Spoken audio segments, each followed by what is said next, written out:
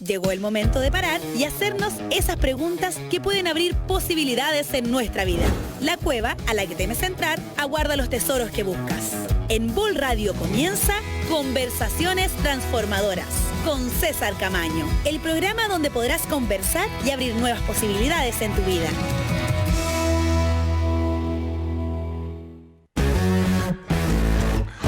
Hola a todos, empezamos una nueva emisión de Conversaciones Transformadoras todos los martes a las 16 horas aquí en Vol Radio.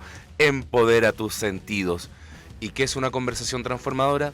Un espacio para mirar, conversar y hacernos todas esas preguntas que te permiten entender quién eres y comprender el mundo que estamos viviendo hoy en día. Desde la psicología, el coaching ontológico y todas aquellas prácticas que nos acercan al bienestar humano. Te invito a que revises en los medios volradio.cl, encuentra toda nuestra programación, revive los capítulos de Conversaciones Transformadoras en el canal de YouTube, a través de Facebook o Instagram, así que están todos invitados. Y si tienes dudas, consultas o quieres plantearnos un tema que quieres que desarrollemos aquí en el programa, te invito a que mandes un mensaje de audio al WhatsApp al +569 5232-7490. Repito, +569 5232-7490. Y el día de hoy nos acompaña Nico. Hola Nico, ¿cómo estás? Hola. ¿Cómo vas? ¿Nos estamos preparando? Estamos todos listos, todos ready. Estamos todos listos, súper Nico. Oye, te tengo que hacer una pregunta. Dime.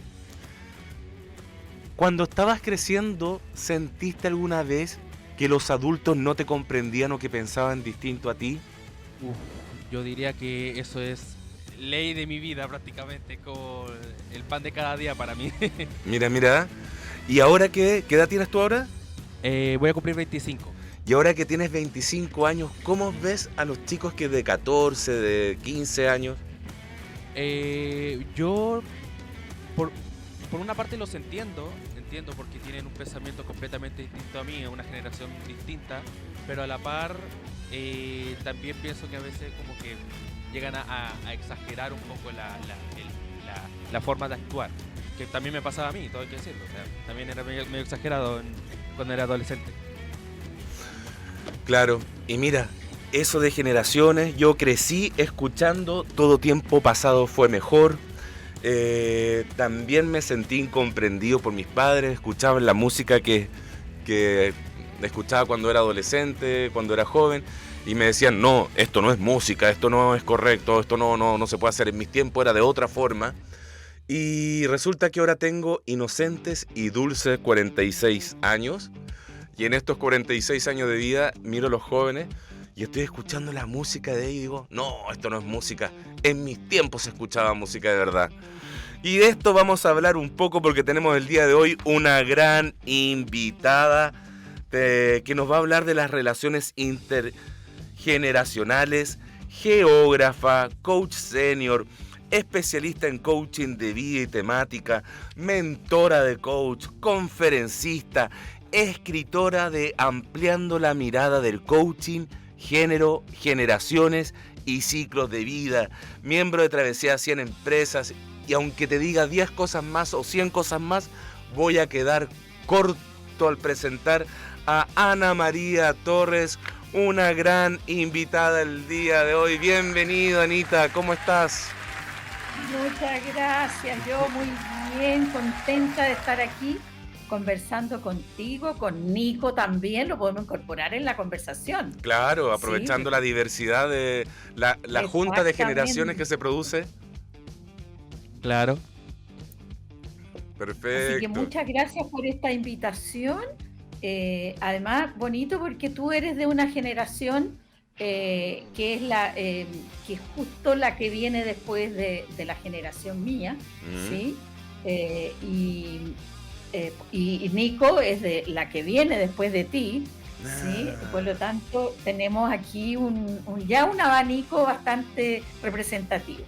Mira, entonces, en este encuentro de Baby Boomer, Generación X, Generación Y, Millennials, y las que se vienen. Pero antes de entrar en tema y para dar un poco de contexto, porque me gustaría que la gente que nos está escuchando y nos está siguiendo a través de Vol Radio Empodera tus sentidos, me gustaría que te conocieran un poco, porque estaba leyendo tu biografía y claro, empezaste de la geografía y me imagino que tu historia es mucho más grande si la tomamos, pero de la geografía, coach, a mentora, a conferencista, a escritora, a especialista de coaching de vida, temático, ¡wow! Medio camino te has pegado, Anita, po. Entonces me Está gustaría... bonito, Bonito. Y me quedo corto porque, claro, les tengo que contar que Anita me mandó un pequeño abstract y yo estoy mostrando solo el 10% del abstract pequeño del camino y el recorrido de vivencia y experiencias que has tenido. Entonces la primera pregunta para dar contexto y que la gente te empiece a conocer. De la geografía al coaching y del coaching al género, las generaciones, los ciclos de vida. ¿Cómo fue esa ruta, Anita? Mira, no es una ruta muy lineal, paso a paso, para nada. Sí, mira, yo vengo de una generación donde las mujeres empezamos a salir al mundo a carreras y a trabajos que en principio eran como para mujeres. Yo me salía un poquito de la norma. Mi madre siempre me decía, usted, mijita, siempre se busca problemas. Yo estudié geografía, que era una carrera en ese momento para hombres. Éramos muy pocas las mujeres, era una carrera que estaba comenzando. Y no porque fuera una carrera para hombres yo quise tomarla, sino que porque era una carrera como muy versátil, muy sistémica. Probablemente respondía a algo muy esencial mío, que yo en ese momento no lo veía así. Y porque tocábamos un poquito de todo, del cosmos, de los planetas, del planeta mismo, de los humanos que vivíamos en el planeta, de las relaciones de los humanos en el planeta.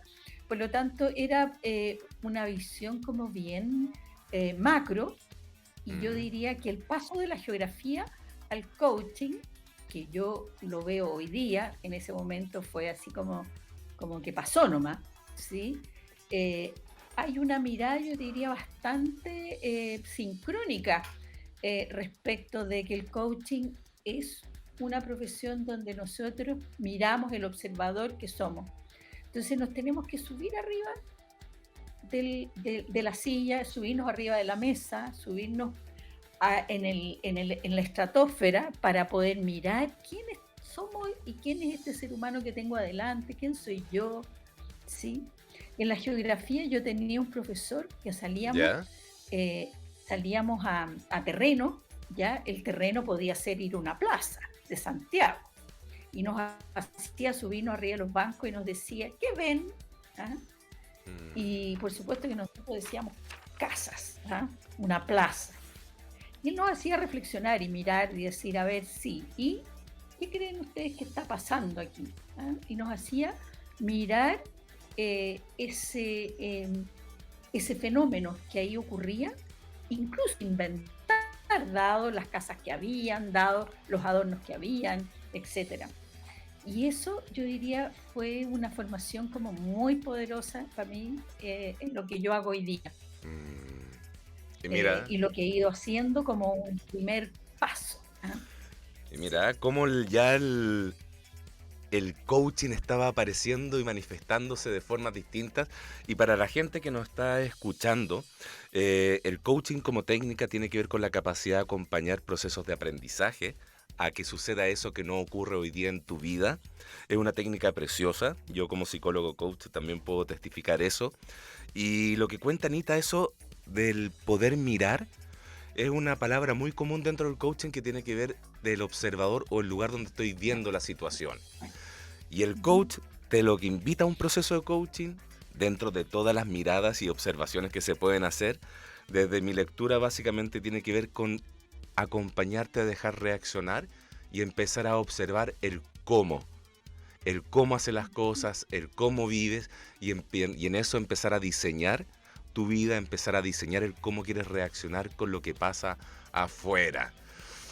Mira, Anita, entonces ese fue el de la geografía, es empezar en el terreno, empezar a mirar y empezar a preguntarte qué ves.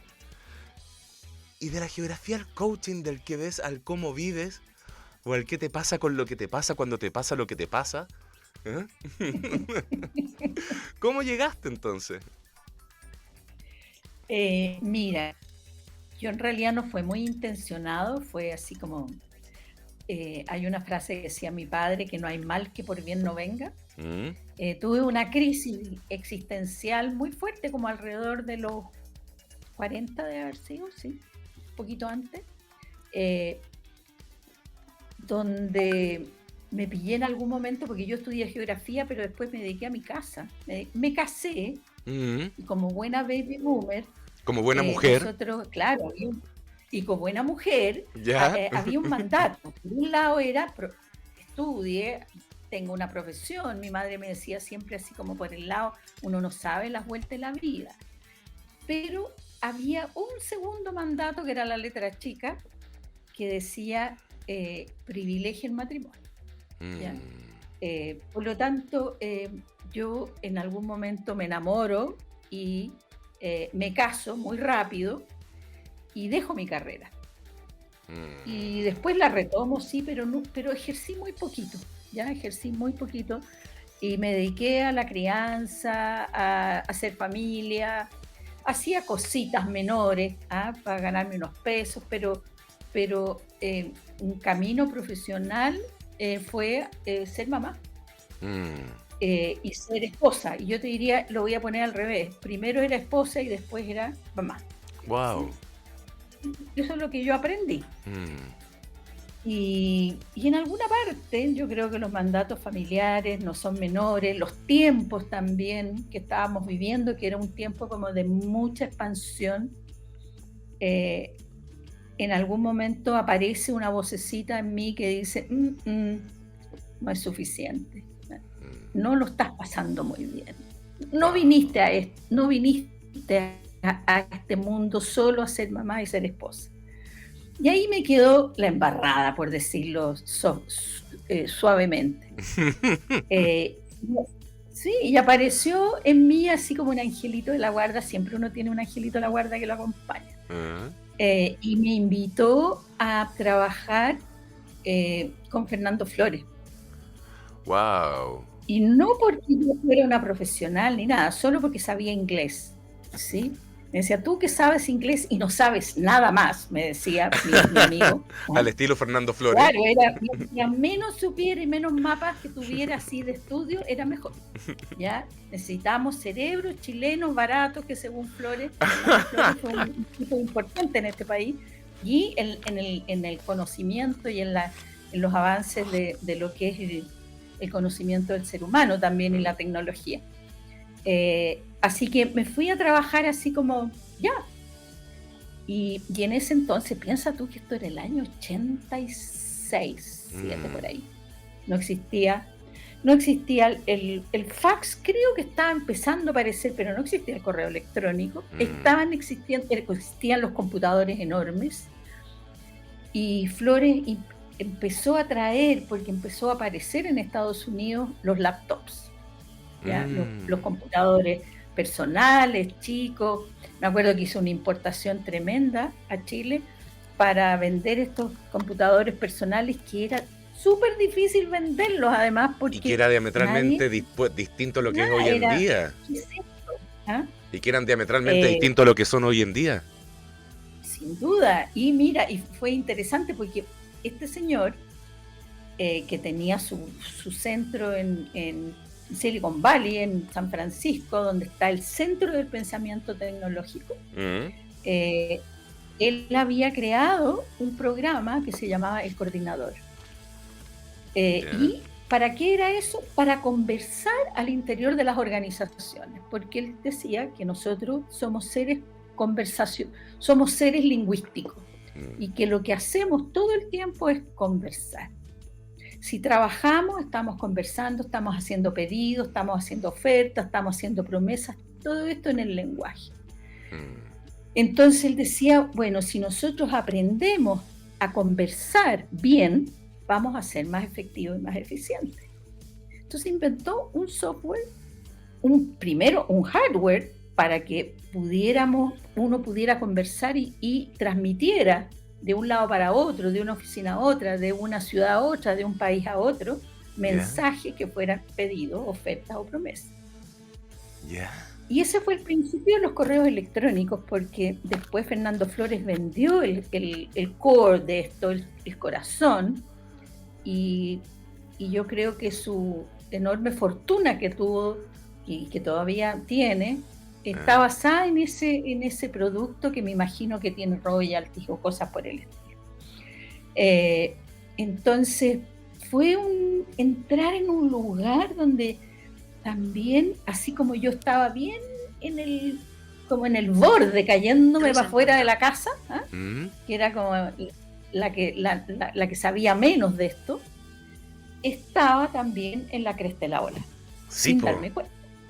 Donde las papas queman, donde se empezó a gestar todo este movimiento. Sí, fue muy, muy increíble.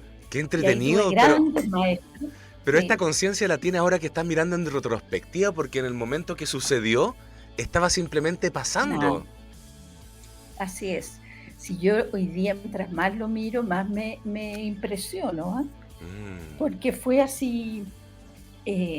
O sea, yo no sabía, yo lo único que sentía y veía en esta propuesta, que era una propuesta, esto que te digo, que somos seres lingüísticos, emocionales y corporales, que también le agregaba Fernando Flores, había algo que yo antes no había percibido, este mundo más sistémico que éramos nosotros, cada uno de los seres humanos.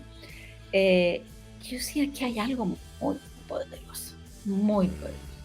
De hecho, yo te diría que en este periodo de crisis mío, también estaba en crisis mi matrimonio, y con mi marido en ese entonces aprendimos a conversar, aprendimos a hacernos pedidos. Yo hasta ese minuto, honestamente, como buena esposa, que yo amaba a mi marido y veía la vida a través de sus ojos. Por lo tanto, teníamos una codependencia bien fuerte que yo le llamaba amor.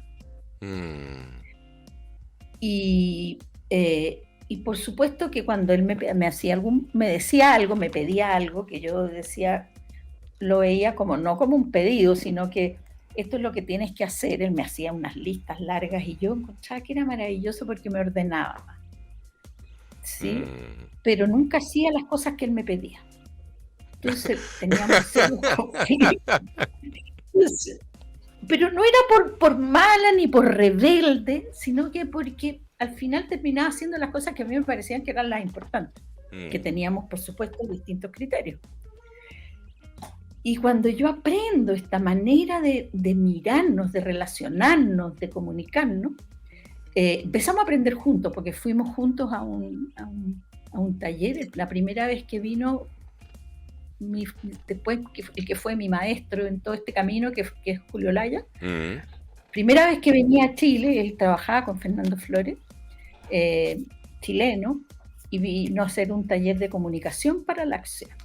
Y ahí fuimos con mi marido también, y empezamos a conversar desde un lugar muy divertido, porque no era un lugar así como amoroso, era un lugar bien estructurado.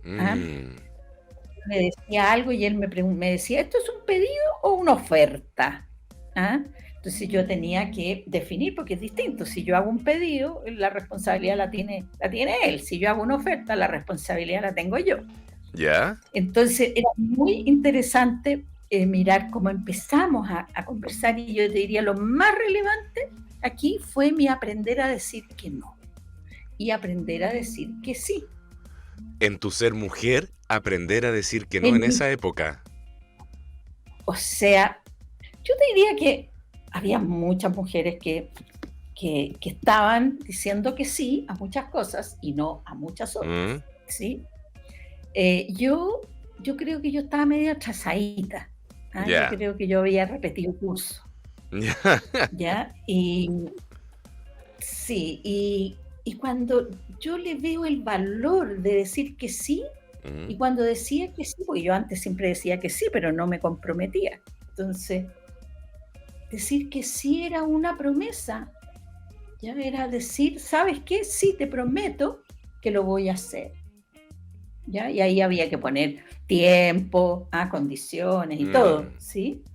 Y decir que no también, también es una promesa. Te prometo que no lo voy a hacer. ¿Ah? mm. Y cuando aprendí que el no también era una promesa, ¿sí? Fue súper relevante para mí, porque aprendí a poner límite. Wow. Yo hasta ese minuto, el límite entre mi marido y yo no existía. Éramos como una unidad, Ya. ¿ya? Media ameba, ¿sí? Porque era muy rara. Pero y llegó el minuto en que yo necesitaba hacer esta separación. Y yo creo que partí por el lenguaje, por decir, ¿sabes qué más esto? Y tuve que empezar a pensar qué es lo que no y qué es lo que sí, porque yo hasta ese minuto elegía lo que elegía mi marido.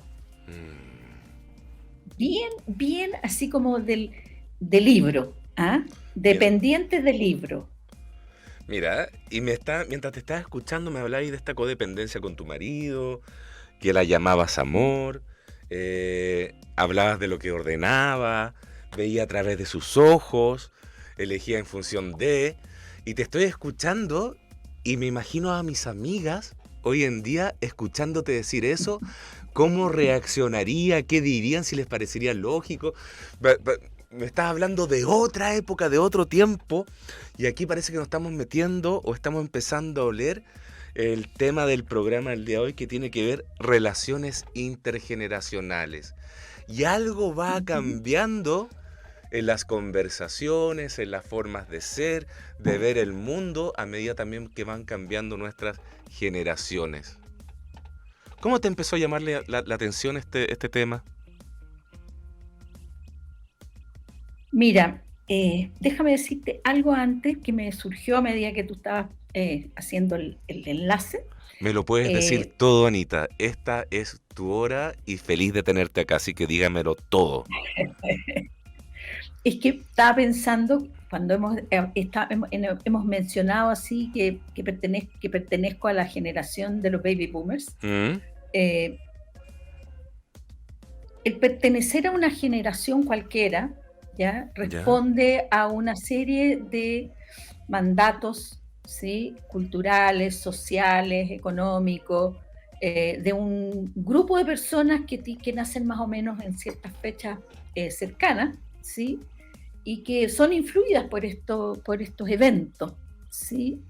Y tienen conductas parecidas, ¿sí? Mm, Como modas, como maneras de hablar, eh, como máximas, como músicas, como ideologías, creencias, etcétera, ¿sí? Eh, pero incluso lo marcado que yo tengo como generación de lo que es ser una baby boomer, si yo miro hoy día esta baby boomer, que soy yo, tiene 73 años, mm, ¿sí?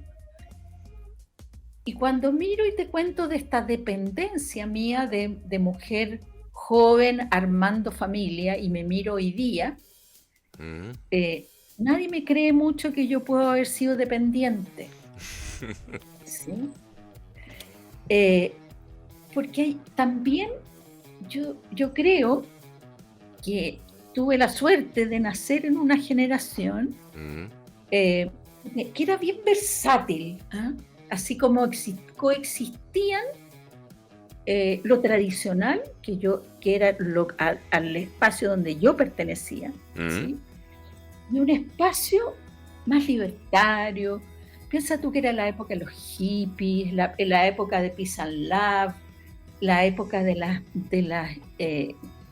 ideologías, Mm. eh, La edad de de, de- Acuario, el mundo está cambiando. absolutamente. Entonces, había una cierta, por un lado había un movimiento de liberación muy fuerte, que incluso nos tocaba, ¿ah? Nos pegaba cachetazos a las que éramos más tradicionales. Por ejemplo, el descubrimiento de la píldora. Claro. La píldora anticonceptiva, que fue en nuestra época, que yo, después conversando con mi madre, que era de la generación anterior, de la generación silenciosa, su generación no tuvo la posibilidad de tener algún tipo de método anticonceptivo. Por lo tanto, tenían una sexualidad temerosa, ¿sí? Porque podían quedar embarazadas en cualquier minuto, entonces se regían por los calendarios, había una serie de métodos así como regulares que no funcionaban mucho. Por lo tanto, era una sexualidad compleja, sobre todo para las mujeres. Los hombres no les pasa mucho. Siempre hemos tenido más libertad culturalmente, ya que parece que los mandatos sociales hemos tenido el control de escribirlos. Siempre ha sido a nuestro favor, parece. Sí, o sea, eso ha sido dada la cultura. Dada la cultura. Inmersa, que sí, pues hemos construido una cultura que lleva miles de años, que es la cultura patriarcal, que podemos hablar en un minuto más si nos da el tiempo. Y respondiendo a tu pregunta, ¿cómo llegué a este tema de las generaciones? En realidad llegué por la puerta de atrás. ¿Ya? ¿Cómo es eso? Porque yo me he dedicado durante casi toda mi actividad laboral, que yo empecé tardecito, porque cuando empecé a prepararme, empecé alrededor de los 40, y lo primero que hice fue trabajar con el género. O sea, ese era el tema que más me pegaba a mí, ¿sí? Y entré por el género, y cuando empecé a estudiar el género me di cuenta de que teníamos distintas percepciones del género dependiendo la edad que tuviéramos y la generación. Entonces yo dije, a lo mejor aquí hay que hacer un mix entre estas dos cosas. Y le agregué después, cuando escribí el libro más adelante, le agregué los ciclos de la vida, porque también depende mucho del ciclo de la vida en que estamos, ya lo que podemos hacer, lo que no podemos, lo que tenemos más a la mano, no solo generacionalmente ni como género, sino que también por nuestros momentos. Hay momentos en que estamos en la crianza, por ejemplo, ¿ya? Estamos con hijos chicos, tenemos que producir para que los niños vayan a un colegio, estudien. Entonces estamos más exigidos en algunas épocas, ¿sí? Y por lo tanto me pareció después incorporé este tercer elemento que eran los ciclos de la vida. Entonces yo te diría que no fue mi primera intención trabajar las generaciones. Claro. Fui llegando como te digo, por la puerta de atrás, y me he fascinado con el tema de las generaciones. Y sigo estudiando y cada vez descubro cosas nuevas, porque además es un tema muy dinámico, ¿sí? Es lo que está ocurriendo hoy en día, es lo que nos enfrentamos hoy en día. Y mira, y ya desde el comienzo del programa hemos estado hablando de los baby boomers, generación X, generación millennial, generación Z. Mi viejo nació en 1938 y no sé cómo se le llamaba a la generación antes del 46, pero me estaba hablando y no sé por qué me estaba acordando el día que me titulé, que salí de la carrera, y me acuerdo que llegó ese día mi viejo a mi pieza, serio, circunspecto. Nació en 1938, para que te hagas la idea de la generación que es, de las ideas que tenía. Abrió la puerta, pero no llegó con el ánimo que ella siempre, llegó como profundo. Me dijo, César Rodrigo, bueno, ahora que ya tienes una carrera, te aconsejo que tu siguiente paso sea buscar una buena empresa, que te instales ahí y hagas carrera para generar seguridad y construyas una vida digna. cosa que o Wow. sea, la vida digna la llevo, pero no de la forma que la quiso, me la presentó él. Soy autónomo, soy independiente, he tomado varias decisiones a través de eso. Entonces, Bueno, has seguido a tu modo, pero a has mi seguido modo, claro, como diría Frank su Sinatra, a mi consejo. manera. Ujú. Claro. Y de ahí, para la gente que nos está escuchando y se está integrando en este momento a la sintonía de Vol Radio, estamos con Ana María Torres, senior coach, especializada en coaching de día y temático, mentora, conferencista, escritora, miembro de Travesía 100 y 1.000.000 de cosas más que no puedo alcanzar a relatar acá, pero que también están en ella. Y estamos hablando de relaciones intergeneracionales y nos estamos metiendo ya en el tema de las generaciones. Y como te decía desde el comienzo del programa, hemos estado hablando de los baby boomers, generaciones X, generaciones Y, generaciones Z. He escuchado hoy en día hablar de los centennial. Parece que el tema de las generaciones apareció cuando empezaron a aparecer los millennials y es una gran ensalada y confusión. Entonces, para la gente que nos está escuchando, ¿qué es un baby boomer? ¿Qué es una generación X? ¿Qué es Y? ¿Qué es Z? ¿Qué es centennial? ¿Qué es millennial? Ahí tenemos una media ensalada, si no puedes dar directrices y orientar la mirada, Anita. Mira, incluso los expertos que han escrito sobre estos temas, no están ninguno muy de acuerdo en cuáles son los tramos de edades. ¿Ya? Así que yo hice un mix, ¿ya? Y una interpretación libre. Como te decía al principio, cuando describía que lo que era una generación, que es un grupo de personas que nacen en un cierto periodo de tiempo y que son influenciados por ciertos eventos culturales, sociales, económicos del planeta, ¿ya? Y que eso conducen a ciertos comportamientos, hábitos, modas, etc. ¿Sí? Yo te diría, hay gente que es reacia a clasificar, pero estas clasificaciones, yo te diría, parecen básicamente pensadas en el mercado. ¿Ya? Porque estas clasificaciones, la mayoría se hacen y nacen en Estados Unidos. Estados Unidos es una sociedad absolutamente de mercado, donde lo que les interesa es, en principio y como un punto de partida, es a ver cuáles son las preferencias de cada uno de estos grupos. Pero a lo largo del tiempo, yo te diría, ha sido interesante estas clasificaciones también para estudios sociológicos, para estudios de salud.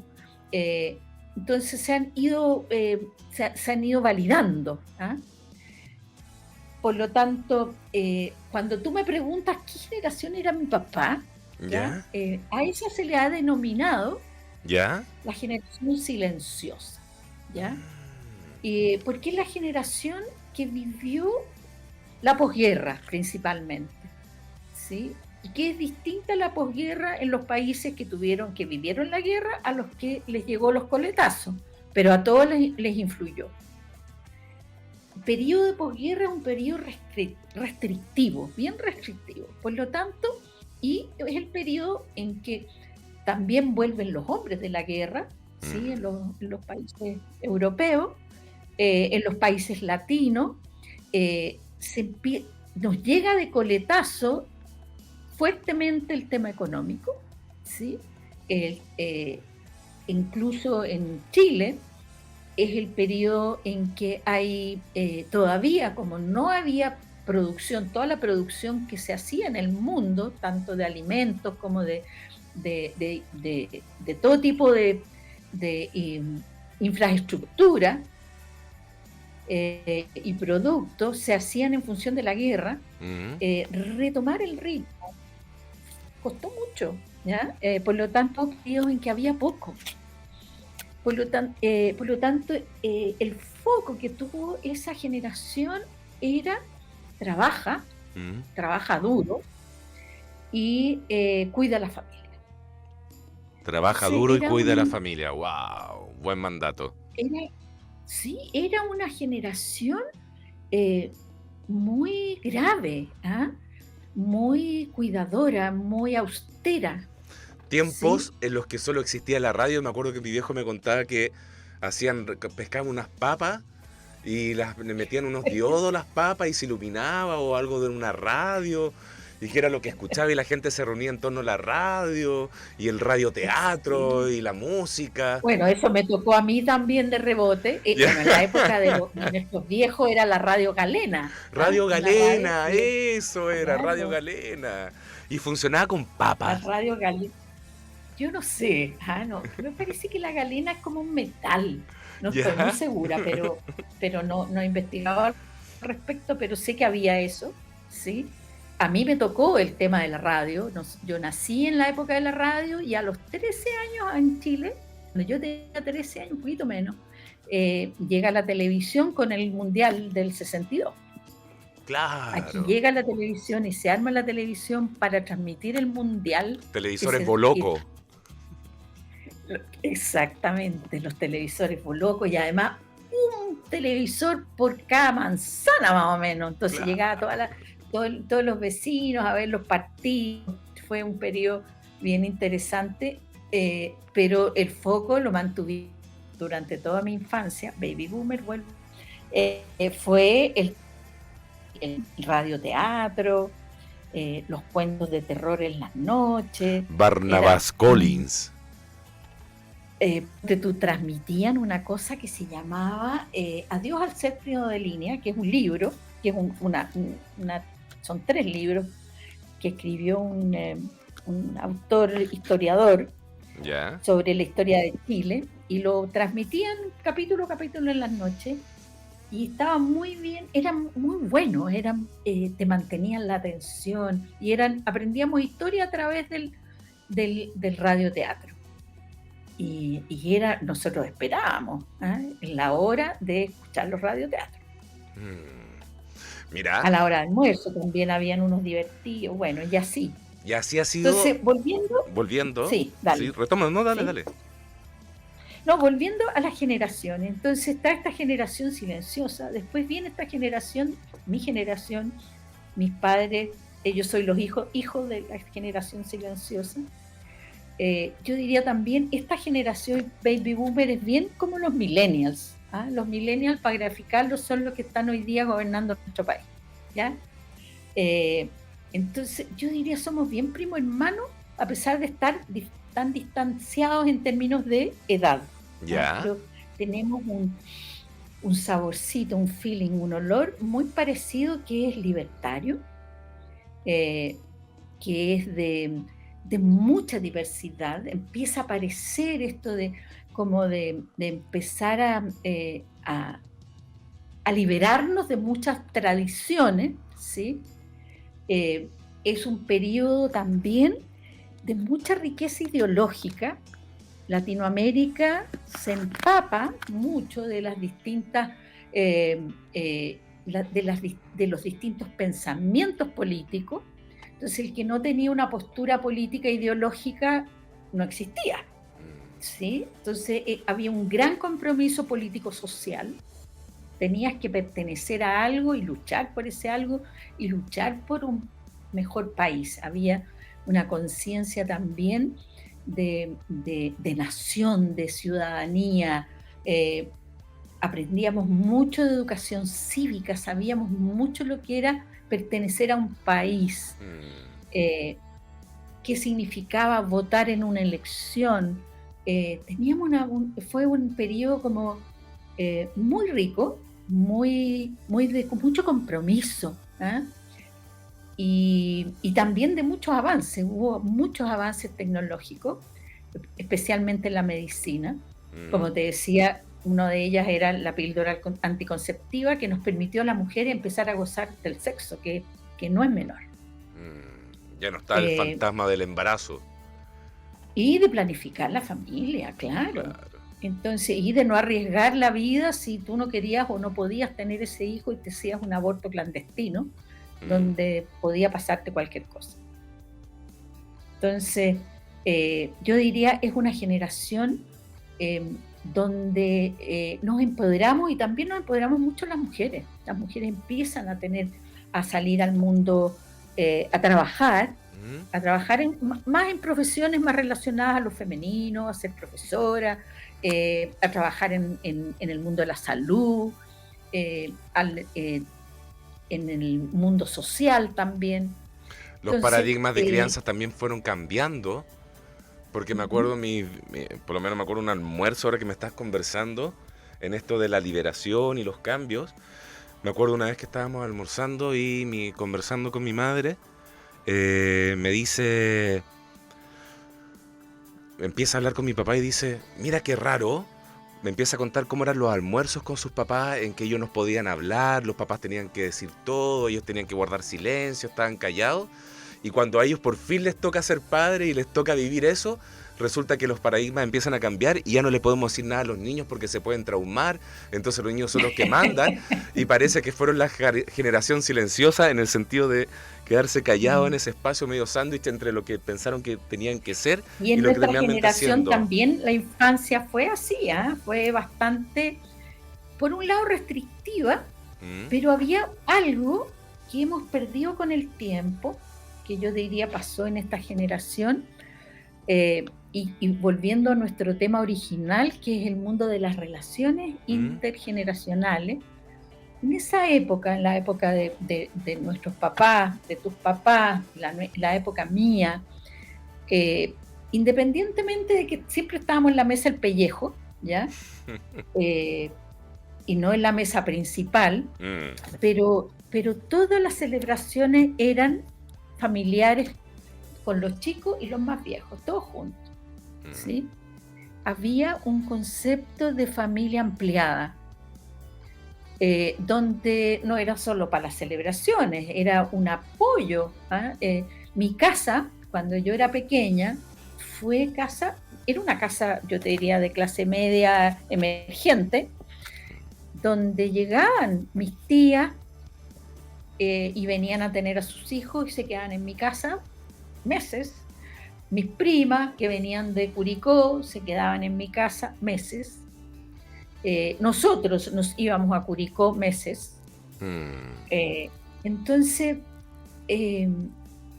y había de todo. Mi abuelita, por parte, ponte tú, de mi papá, la mamá de mi papá, ella era itinerante.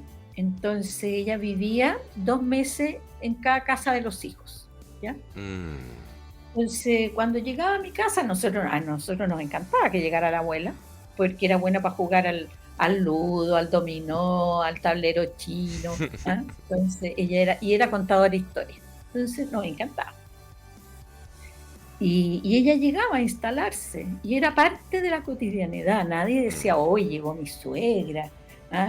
No, era parte de esta familia ampliada que intergeneracionalmente se relacionaba, tenía relación, tenía una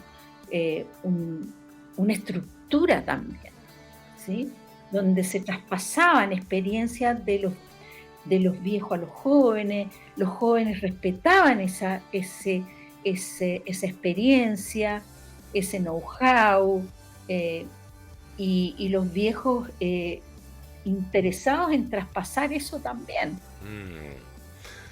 Y miren, y en este momento hemos estado viajando desde la generación silenciosa, nos estamos metiendo los baby boomers y estamos viendo cómo cada generación empieza a tener un foco en la medida que se empieza a relacionar o a generar vínculos unos con otros. Y los silenciosos son aquellos que callan, los baby boomers son aquellos conservadores, ordenados, de experiencia antes de la tecnología, grandes lectores, y empezamos a llegar... Y libertarios, por libertarios favor. Ante todo, y empezamos a llegar a la generación X, donde empiezan a llegar los universitarios, empieza a haber los primeros cambios tecnológicos, aparece el Atari 800 XL y la computación, la máquina de escribir empezó a ser reemplazada por la máquina eléctrica, donde veía un pequeño visor donde veía lo que escribía antes de pasarlo, aparecen las manifestaciones culturales, aparecen todas esas cosas que empiezan a cambiar nuestra forma de ver y relacionarnos con el mundo. Y los baby boomers y la generación X se empiezan a relacionar entre ellos. ¿Cómo ves tú este cambio o la aparición de los X? Fíjate, Bueno, la generación X son los hijos de los baby boomers, son mis hijos. Tú eres generación X. Es una generación que es parecida a la silenciosa, es como que nos vamos saltando así como uno por medio. En el sentido de que le toca, cuando tú, si lo miro en Latinoamérica, son los hijos de la dictadura.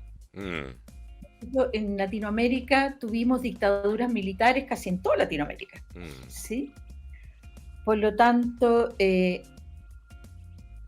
hubo un periodo bien restrictivo en términos de libertades, en términos de lo que podías hacer y decir, en términos de había toque de queda. Nosotros vivimos, mis hijos vivieron, que son también generación X, gran parte de su infancia en toque de queda. Yo tuve a mis hijos, a ellos, en toque de queda, y había que inducirse el parto. O sea, tú no podías tener un parto normal, porque si te empezaba el trabajo de parto en la noche, ¿Ya? era riesgoso, porque había toque de queda. Por lo tanto, no podías salir. Podías salir con una banderita, con un pañuelito blanco, pero si no te veían el pañuelito blanco, estaba en riesgo tu vida. Wow. Entonces, esto no es menor, en términos de qué implica para esta generación, que es una generación que es forzada. Yo encuentro que es una generación esforzada, orientada al logro, a que les vaya bien, perfeccionista. Yo escucho a mis hijos y a mi hija que quieren ser los mejores padres, las mejores madres, los mejores amantes, los mejores profesionales, los mejores amigos, ¿ya? Y viven agotados. Entonces hay una exigencia tremenda de que les vaya bien, de que sus hijos ojalá sean mucho más que ellos, ¿sí? Que en su ser padre y madre, ojalá no se repitan cosas que se repitieron con sus padres. Por lo tanto, no quiero repetir modelo. Y se encuentran también con una falta de modelo, sobre todo paterno, ¿sí? Porque la generación anterior, o sea, la generación baby boomer, es una generación que se divorció mucho. Le tocaron muchas cosas, le tocó el exilio, por ejemplo, en toda Latinoamérica. Entonces, las familias se disgregaron, muchas de ellas se divorciaron, ya sea afuera o envolviendo. ¿Ya? Por lo tanto, y es parte también de la apertura que hay en esa etapa, que es el divorcio. Por lo tanto, estos hijos, generación X, nacen en esta época donde empiezan a ver los tuyos, los míos y los nuestros, que antes no existía. Dos matrimonios con hijos y cada uno traía los propios, ¿sí? Entonces empieza a haber un cambio de la constitución de la familia, la constitución de la pareja, ¿sí? Y el contexto social hay más avances, por lo tanto también tienes más oportunidades. Las mujeres entran masivamente al mundo laboral y a ocupar también y a empezar a conquistar espacios que eran exclusivos para los hombres. Por ejemplo, empiezan a entrar a conquistar jefaturas, gerencias generales, aunque todavía estamos lejos de la paridad, ¿ya? Pero es la generación tuya la que empieza a movilizarse en ese sentido. Por lo tanto, también esta disyuntiva en ser maravillosos padres y perfectos, y ser perfecto y maravillosa mujer ejecutiva, hay ahí una disyuntiva tremenda, de decir, a ver, ¿cómo me divido con todos estos amores? Porque también aquí hay un amor por ser profesional, por ser mejor, por aportar, ¿sí? y también quiero estar presente con mis hijos. O sea, Entonces, en esa época, ¿Mm? Sí, en sí, esa época. en esa época surge el dicho que era para paliar, yo creo, nuestras culpas nomás, ¿ah? Que decía que, que era, ¿cómo era? El tiempo, ¿cómo es esto de privilegiar la calidad en vez de la cantidad? La cantidad, claro. Que hasta el día de hoy somos víctimas de Entonces, eso. Más vale calidad que ¿viste? cantidad. Entonces dan una pequeña mirada de los millennials y aquí para ya empezar a ir cerrando nuestro tema porque el tiempo se ha ido volando. ¿Cuál es la perspectiva que tienen hoy en día los millennials y cuál es el desafío que nos presenta a futuro?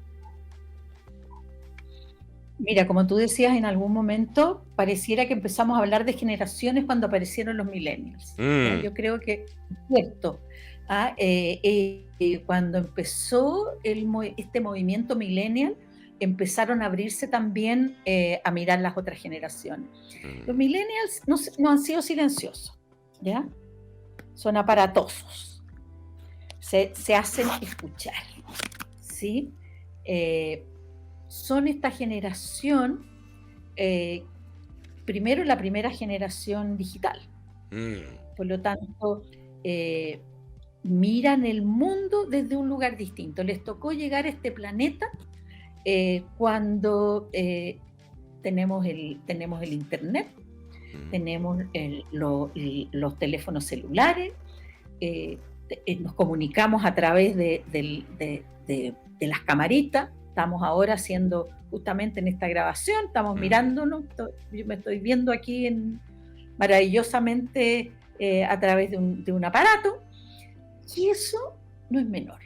mm, Y eso, si agregamos los avances de la tecnología en términos de la ciencia, en términos de la medicina, en términos de las conexiones con el mundo, de poder volar en 13 minutos en 13 horas estamos al otro lado del planeta. mm, Eh, o sea, se amplía la perspectiva, ¿sí? De la globalidad, de los no límites. O mm, sea, hoy día coincide también con esta interculturalidad que hoy día existe, que ya no, que tú dirías, y a ver, ¿dónde está aquí los bordes del país? Hoy día miramos, salimos y vemos colores, olores, texturas, pelos, todo distinto, ¿sí? mm. Entonces es un cambio radical de contexto, ¿sí? Donde, eh, donde aparece yo te diría, esta ambición por lo rápido, por lo inmediato, porque todo puede ser rápido e inmediato, y a veces Mm, puede caer en lo no profundo, ¿ah? mm, Puede caer en lo superficial. Pero yo amo a los millennials porque son innovadores, se atreven. Yo el otro día conversaba con un millennial que, que además era un chico que se tenía rapado este lado y el otro le caía aquí en su pelo medio rubio, así como con algunas canitas, ¿ah? mm, Con unas zapatillas cool. Yo le decía, ¿de dónde sacaste esas zapatillas? Vestido, ¿ah? Son muy estéticos además. Sí, les importa mucho eh, el, la estética, y él tenía, fíjate, un emprendimiento, ya ni me acuerdo, que era una cosa rarísima, ya para mí, y que su centro y eh, la casa matriz la tenía en Edimburgo. Y entonces mm, yo le decía, ¿y la conoces la casa matriz? No, nunca he ido, ¿ya? Pero era una casa matriz, eh,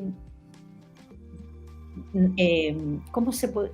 Tecnológica, ¿Ya? porque es un producto tecnológico, pero todo se abastecía allá y se desparramaba por todo Mira, una cosa, tú dices, ¿ah? El mundo está en sus manos. Mm, Eh, por lo tanto, y son honestos, son, yo diría, trabajadores en equipo. Eh, se aburren si no tienen desafíos. Por lo tanto, yo te diría que lo primero que apareció de los millennials fue que eran insoportables, ¿ya? Obviamente no son hijos del rigor. No, no hijos del rigor, hijos de esta familia, de la generación X, que los consintieron bastante. Entonces ellos no tienen mucha aceptación a la frustración, ¿sí? No tienen mucha tolerancia a que las cosas no les resulten o que se aburran un poco. Entonces, si no ven que escalan o que pueden obtener algo más allá, se van. Por eso, en las empresas, uno de los grandes desafíos que tienen con los millennials es cómo retenerlos, porque los educan y después los tipos se van. Pero no se van por malos, no se van porque son egoístas. Mira, y yo como generación X, posibilidades nomás. Y yo como generación X lo encuentro inmensamente patudo. Más encima hay que hacerle las cosas fáciles. No, pues no corresponde, pues Anita, no corresponde. Oye, Anita, estamos ya llegando al fin de nuestro programa. Se me pasó el tiempo volando, se me hizo corto y siento que nos quedan un montón de temas en el tintero sobre las generaciones X, sobre generaciones Y, de millennials, generación Z, los centennials. Cristal, que yo creo que son los adolescentes de hoy día, que muchas familias están sufriendo con sus propios adolescentes. Prepárense. Prepárense porque vienen los niños de cristal. Vamos a tener que hablar de ellos. Oye, para ir cerrando el programa, en esto de empezar a escucharnos entre generaciones, ¿qué les podría decir a la gente que nos está escuchando en este momento por Vol Radio para empezar a abrir de la misma forma que desde un inicio de cuando ibas con tu profesor de geografía? ¿Qué ves? ¿Desde qué lugar te quieres poner y qué quieres mirar? ¿Qué es lo que hay que mirar para establecer puentes y lazos entre generaciones para la gente que nos está escuchando en este momento por volradio.cl? Mira, lo primero es saber que tenemos que ponerle un poco de intención, conciencia, de que necesitamos hacer un movimiento. Nunca antes habían existido tantas generaciones como existen hoy día y están conviviendo. Hasta 7 generaciones pueden haber en una misma familia. Wow. Entonces, dado la contextura de cómo están constituidas hoy día las familias, que son más bien familias nucleares y no extendidas como eran antes, tenemos que hacer actos voluntarios, ¿sí?, de encuentro y de conversaciones intergeneracionales. Y nosotros podemos hacer actos familiares, actos en nuestras organizaciones, de generar encuentros de esta diversidad que hoy día somos, porque somos una tremenda diversidad y necesitamos aprender a escucharnos para poder incluirnos, para poder generar este tejido, ¿sí? Pues que el tejido se nos desarmó, se nos deshilachó y no por mala intención, sino que porque para allá hemos ido, por un lado hemos nuclearizado la vida, ¿sí? Por lo tanto, y hoy día nunca habíamos tenido tanta diversidad que necesitamos volver a encontrarnos. Y qué bonito mensaje nos estás entregando. Un mensaje de inclusión, de encuentro. Nos pones el desafío de generar espacios de conversación donde podamos encontrar o podemos encontrarnos entre distintas conversaciones entre generaciones. Así que nos quedamos con ese mensaje, con esa intención, querida Anita. Darte las gracias por haber estado acá compartiendo tu experiencia, tu sabiduría, todos esos años en lo que has mirado en nuestra querida profesión. Y desde ahí dejarte la invitación hecha para futuro, para hablar de género, para hablar de ciclos de vida y también profundizar, porque quedamos pendientes con los cristales, con los niños de cristal, así que estamos en vayan eso. A sentir los cristales. Claro, hay que pisar sobre huevo hoy en día. Así que muchas gracias, Anita, y hasta una próxima oportunidad. Muchas gracias, César, 1.000.000. No, gracias a ti. Y a todos los que lo están escuchando en Vol Radio, los invito todos los martes a las 16 horas para mirar, conversar y hacer todas las preguntas que te permitan entender quién eres y comprender el mundo que estamos viviendo hoy en día. Desde la psicología, coaching ontológico y aquellas prácticas que nos acercan al bienestar humano. Aquí en Conversaciones Transformadoras en Vol Radio. Todos los martes a las 16 horas. Los espero.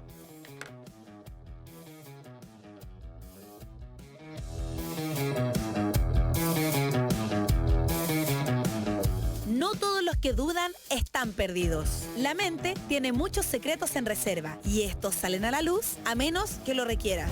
Te esperamos en una nueva junta para conversar y transformar. Conversaciones Transformadoras con César Camaño. Empodera tus sentidos, empodera la transformación de tu vida. Si esta conversación te ayudó en tu día, revive y comparte este programa en bolradio.cl. Y si realmente te transformó, suscríbete a Vol Radio en sus redes sociales. Las opiniones vertidas son de exclusiva responsabilidad de quienes las emiten y no representan necesariamente el pensamiento de Vol Radio.